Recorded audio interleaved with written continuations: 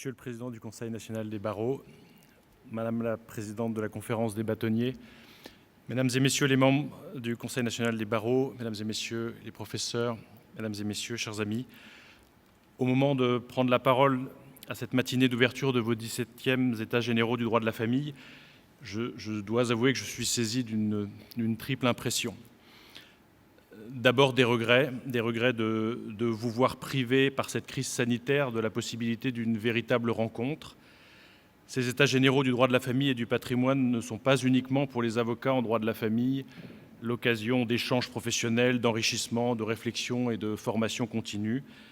C'est aussi pour le barreau de la famille l'occasion d'éprouver son unité et de vivre des valeurs communes que vous avez justement placées cette année sous le thème de la protection des personnes vulnérables. Ensuite, un sentiment de préoccupation devant les conséquences économiques de cette crise sanitaire pour l'ensemble des acteurs économiques de notre pays et notamment pour les avocats qui n'y échappent pas.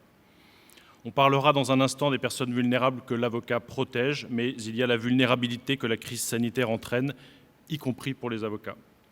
Le gouvernement en général, le ministère de la Justice en particulier, y est particulièrement attentif. Vous le savez, dans le cadre du premier confinement, le ministère de la Justice, et j'y ai pris ma part, s'est employé à ce que l'ensemble des mesures de soutien aux entreprises puissent bénéficier effectivement aux avocats. Et nous avons ensuite veillé, et même on peut dire que nous nous sommes battus pour que, dans le cadre du second confinement, l'activité des professionnels du droit ne soit pas mise à l'arrêt et qu'ils bénéficient d'une exception aux règles de confinement pour recevoir leurs clients dans leurs études. Et soyez certains que si de nouvelles mesures de contrainte devaient être prises, et loin de moi de le souhaiter, mais je suis dans l'incertitude comme vous sur les décisions sanitaires qui seront prises dans quelques jours si elles s'imposent, ma direction et le ministère de la Justice en général feront preuve du même engagement pour que les intérêts des professionnels du droit en général, des avocats en particulier, soient pris en compte et qu'ils puissent continuer leur activité, notamment auprès des personnes en besoin de droit et d'accompagnement juridique dans cette situation de crise sanitaire. Enfin, troisième sentiment, un sentiment d'optimisme en vous écoutant, Monsieur le Président, ce matin. Avec le souvenir de cette même matinée d'ouverture il y a un an, je ne peux oublier que 2020 n'a pas seulement été pour les avocats une année de crise sanitaire, mais il a aussi été le terrain, même après la fin de la grève liée au projet de réforme des retraites, le terrain d'affrontement et de blocage et de difficultés, notamment avec le ministère de la Justice. Vos propos ce matin, Monsieur le Président, ainsi que les premiers échanges que nous avons pu avoir depuis que vous avez pris vos fonctions à la tête du CNB, me remplissent d'optimisme, car je suis convaincu que nous allons pouvoir avancer sur de nombreux sujets qui intéressent les avocats et sur lesquels il est impératif de progresser. Je n'ignore pas que 2020, peut-être même 2019, ont laissé des traces et qu'il reste parfois un fond de méfiance et que, ici ou là, la motion de censure parfois précède encore le dialogue. Je suis convaincu que les conditions d'un travail constructif que vous avez appelé de vos voeux et que je rejoins entièrement sont totalement réunies. Vous savez que le garde des Sceaux y est profondément attaché et vous pouvez compter sur ma disponibilité totale pour travailler avec la profession d'avocat sur les différents sujets qui méritent qu'on échange. Vous l'avez dit, un projet de loi justice est en préparation. L'ensemble des mesures qui figureront dans ce projet de loi n'est pas arrêté à l'heure où nous parlons et les rédactions moins encore. Et donc il est nécessaire, nous avons peu de temps, c'est vrai, et ça peut conduire le ministère de la Justice à presser le calendrier. Je comprends le besoin de la réflexion et des échanges, mais je dois le dire, et il faut en être conscient, que la session parlementaire de ce quinquennat s'arrête dans un an exactement, et si nous voulons pouvoir faire aboutir des réformes qui sont nécessaires, il ne faut pas perdre de temps dans la préparation et dans le travail en commun, mais je sais pouvoir bénéficier du côté du CNB d'une réactivité extrêmement grande et d'une capacité de proposition et d'échange qui nous permettra d'avancer. L'exemple de la réforme du divorce qui vient enfin d'entrer en vigueur le 1er janvier dernier montre que lorsque la chancellerie et le CNB travaillent de façon constructive et ouverte ensemble, nous pouvons produire d'excellents résultats et des réformes qui bénéficient à l'institution judiciaire de façon générale, qui s'appuient avec confiance sur les avocats et qui, en définitive, bénéficient à nos concitoyens parce que c'est d'eux qu'il s'agit. Je me réjouis donc d'être présent à ces États généraux du droit du patrimoine, de la famille et du patrimoine ce matin, et en particulier sur ce thème essentiel qui est l'avocat protecteur des personnes vulnérables. Les travaux déclinés en table ronde et ateliers permettront d'éclairer les différents reliefs de ce sujet riche d'enjeux, d'actualités et de perspectives. Je voudrais simplement évoquer avec vous 3 sujets en lien direct avec ce thème et qui sont dans l'actualité du ministère de la Justice: la protection des majeurs vulnérables, la protection des victimes de violences conjugales et la protection du créancier, on devrait dire d'ailleurs de la créancière, de pensions alimentaires contre le risque d'impayé. Dans chacun de ces 3 thèmes, la place de l'avocat pour le conseil, pour l'accompagnement et pour la défense du droit est absolument essentielle et je voudrais insister sur ces points. Le premier thème, celui des majeurs protégés, c'est un sujet auquel nous savons nous devons être très sensibles et que la sensibilité va augmentant compte tenu de la démographie de notre pays et de celle de l'Union européenne. La part des personnes rendues vulnérables par l'âge va augmenter. La part des personnes rendues vulnérables par le handicap n'a pas de raison de diminuer et nous avons donc un besoin de continuer à améliorer nos dispositifs de protection, notamment de protection juridique des personnes qui sont frappées par ces vulnérabilités.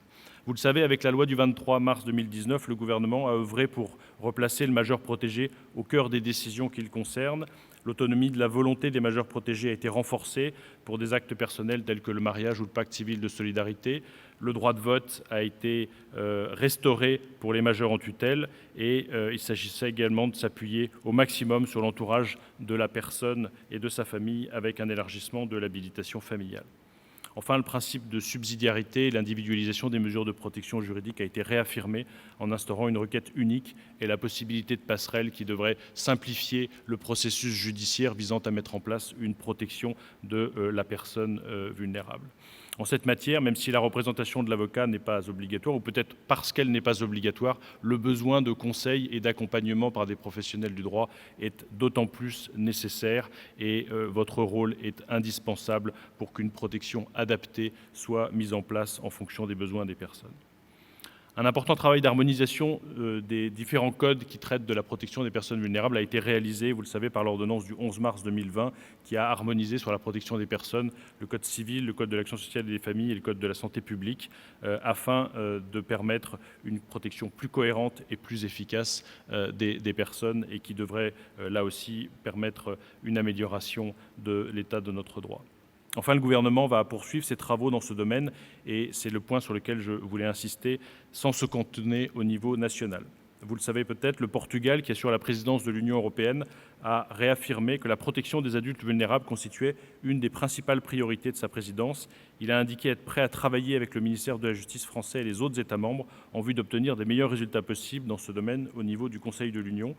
Et la France, qui assurera ensuite la présidence française de l'Union européenne à compter de janvier 2022, entend reprendre ce sujet avec notamment des réflexions visant à assurer une meilleure circulation entre les États membres des décisions concernant les majeurs protégés. La France est particulièrement intéressée par ces problématiques, notamment avec notre voisin belge et le nombre de familles qui ont des membres handicapés qui sont dans des établissements en Belgique avec des questions juridiques qui peuvent être complexes et très frustrantes alors que la circulation des personnes se réalise très aisément et nous avons besoin de protéger et de progresser sur ce sujet et il est indispensable que la profession d'avocat, la délégation des barreaux européens mais le Conseil national des barreaux se mobilisent pour convaincre de la nécessité de progresser sur ce sujet. Le deuxième thème est celui de l'ordonnance de protection pour prévenir les violences conjugales. Vous l'avez évoqué, Monsieur le Président, cette année, l'année passée a été une année de prise de conscience ou de renouveau de la prise de conscience de la nécessité d'intervenir plus efficacement pour protéger les victimes de violences, en particulier de violences conjugales.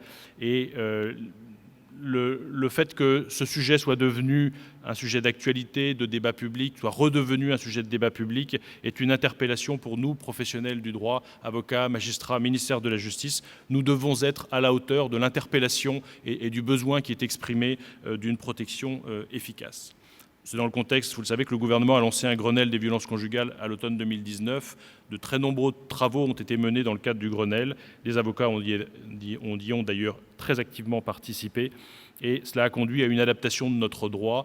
2 lois ont été adoptées, 28 décembre 2019, 30 juillet 2020. 3 décrets ont été pris concernant l'ordonnance de protection et avec des mesures d'accompagnement de l'enfant par le tiers de confiance. Nos efforts se sont poursuivis, notamment durant le confinement, qui a imposé un regain de vigilance concernant les victimes de violences conjugales. Vous le savez parfaitement, puisque vous êtes aux avant-postes de ces difficultés des victimes qui viennent dans vos études, dans vos cabinets, pour vous exposer leur fragilité et leurs craintes. En juin 2020, la garde des Sceaux a instauré un comité de pilotage national de l'ordonnance de protection. L'objectif est double: augmenter le nombre d'ordonnances de protection délivrées en accompagnant les juridictions dans un développement de la procédure d'ordonnance de protection. Pour parvenir à cet objectif, le rôle des avocats est absolument primordial. Seul l'avocat est à même d'accompagner et de conseiller véritablement la victime dans ce processus qui conduit vers sa protection juridique. Ce rôle est d'autant plus essentiel que le juge doit désormais statuer sur une demande d'ordonnance de protection dans un délai de 6 jours. Cela impose non seulement à l'avocat du demandeur, mais tout autant à l'avocat du défendeur, une très grande réactivité, et un investissement particulier des professionnels du droit permet d'assurer une protection efficace des victimes tout en assurant un respect du contradictoire indispensable pour garantir les droits des parties. Sur ce sujet, je tiens à souligner l'engagement du Conseil national des barreaux dans le Grenelle des violences conjugales, avec en particulier la mise en place de formations spécifiques à l'attention des avocats, en lien avec la mission interministérielle pour la protection des femmes contre les violences de lutte contre la traite des êtres humains, la MIPROF. Et les avocats ont par ailleurs répondu présents aux formations interprofessionnelles proposées par l'École nationale de la magistrature dans les cours d'appel, formations ouvertes aux magistrats, aux avocats et à l'ensemble des intervenants qui participent à cette action indispensable d'amélioration de la protection des victimes de violences conjugales. Dans le même sens, je voudrais saluer l'initiative des barreaux qui communiquent aux juridictions les listes d'avocats de permanence qui sont spécialisés dans les violences conjugales.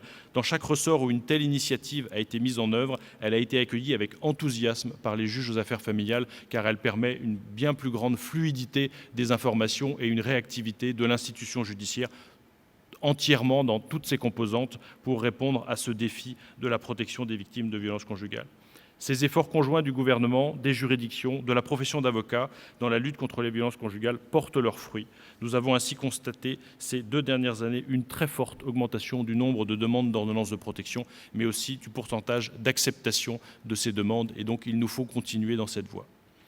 Le 3e sujet dont je souhaitais pouvoir vous entretenir est celui de l'intermédiation financière des pensions alimentaires.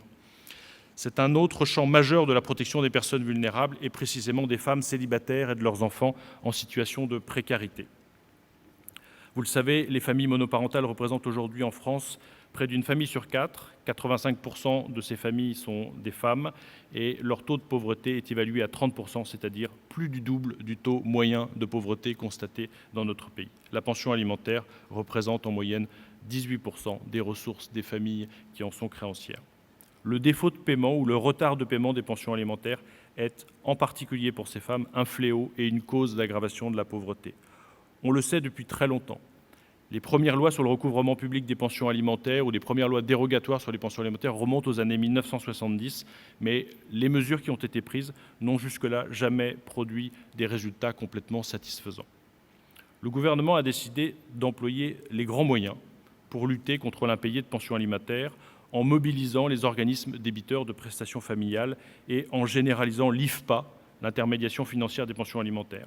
C'est un mécanisme qui jusque-là a été relativement confidentiel car il était réservé aux cas de violences conjugales et la loi de financement de la sécurité sociale pour 2020 a prévu la généralisation de cette réforme qui est entrée en vigueur dans toutes ses composantes le 1er janvier dernier. Je sais que beaucoup d'entre vous en connaissent les éléments, mais permettez-moi d'en présenter les grandes lignes pour celles et ceux qui ne le connaîtraient pas encore. C'est l'Agence de recouvrement des pensions alimentaires, l'ARIPA, qui met en œuvre l'intermédiation en percevant la pension auprès du débiteur et en assurant son reversement au créancier.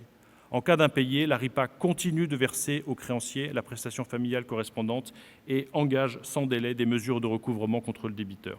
L'ARIPA procédera aussi automatiquement à l'indexation de la pension. Pour les créancières de la pension alimentaire, l'IFPA est une sécurité et une tranquillité. C'est la garantie du paiement à échéance et c'est la dispense de se soucier de son recouvrement.